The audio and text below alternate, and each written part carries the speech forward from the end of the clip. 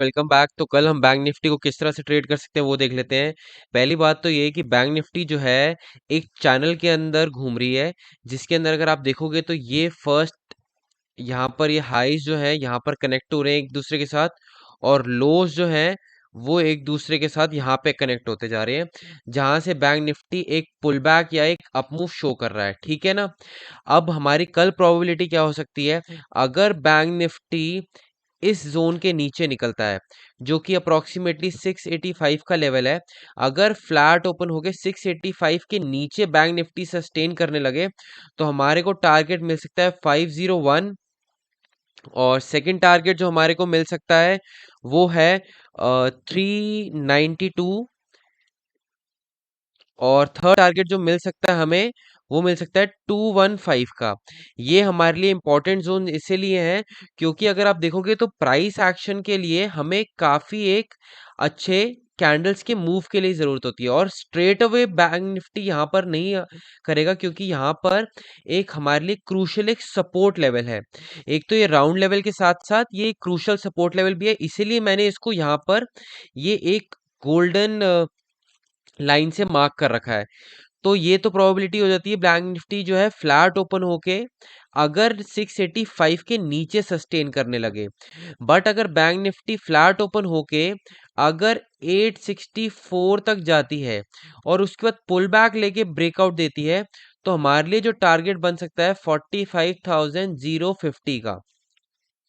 ये first target बन के आएगा। सेकंड टारगेट हमारे लिए आएगा 45,228, और थर्ड टारगेट जो बन के आ सकता है 45,418 का। ठीक है, ये तो हो गया। अब अपसाइड के लिए जो है 864 को ब्रेक करना जरूरी है, क्योंकि यहां पर एक नेगेटिव प्राइस एक्शन ये बना है। यहाँ पे बैंक निफ्टी ने डाउन मूव दिया, एक पुल बैक दिया और फिर फॉलो थ्रू दिया, तो 864 को ब्रेक करना बहुत जरूरी है। बाकी अगर bank Nifty gap down open हो जाए, सपोज इन किसी लेवल्स के पास हो जाए, तो हमें प्राइस एक्शन देखना है।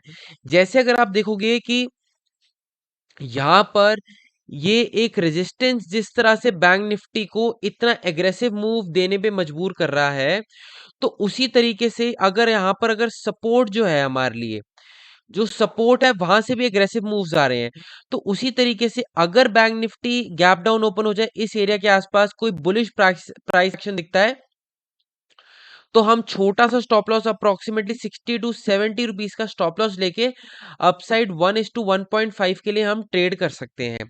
और यहाँ पर अगर गैप डाउन ओपन होगा और हमारे लिए टारगेट जो बन के आएगा 864 का, अप्रोक्सीमेटली 200 to 250 पॉइंट्स का हो जाएगा।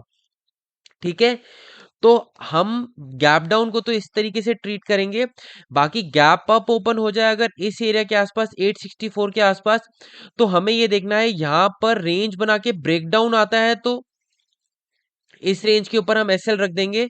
वरना अगर गैप अप ओपन होके यहाँ पे कंसोलिडेशन करके ब्रेकआउट आता है, तो फिर हम 45,050, 45,228 और 45,418 के लिए ट्रेड करेंगे।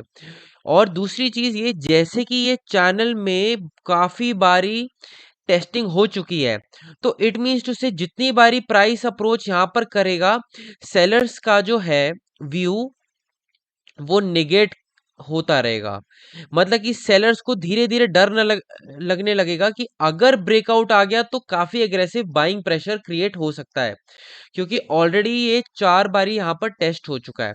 उसी तरीके से ये सपोर्ट जो है हमारा 3 से 4 बारी टेस्ट हो चुका है।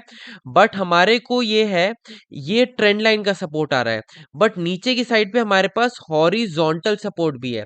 बट ये वाली ट्रेंड लाइन के पास हमारे पास एक ट्रेडिंग गैप है, अप्रोक्सीमेटली 150 से लेकर 180 पॉइंट्स तक का गैप है अप ट्रेड के लिए। बट नीचे हमारे पास मल्टीपल सपोर्ट्स हैं, तो इसीलिए हमें प्राइस एक्शन को देखना पड़ेगा कि हायर लोज बन रहे हैं और हायर हाइज बन के प्राइस ब्रेकआउट दे रहा है, तो हम स्विंग के नीचे अपना एसएल लगाते हुए चलेंगे और अपना रिस्क टू रिवॉर्ड के अकॉर्डिंग अपनी पोजीशन साइजिंग को मेंटेन रखेंगे। ठीक है, तो बस आज के लिए इतना ही। Please do like share and subscribe. Thank you.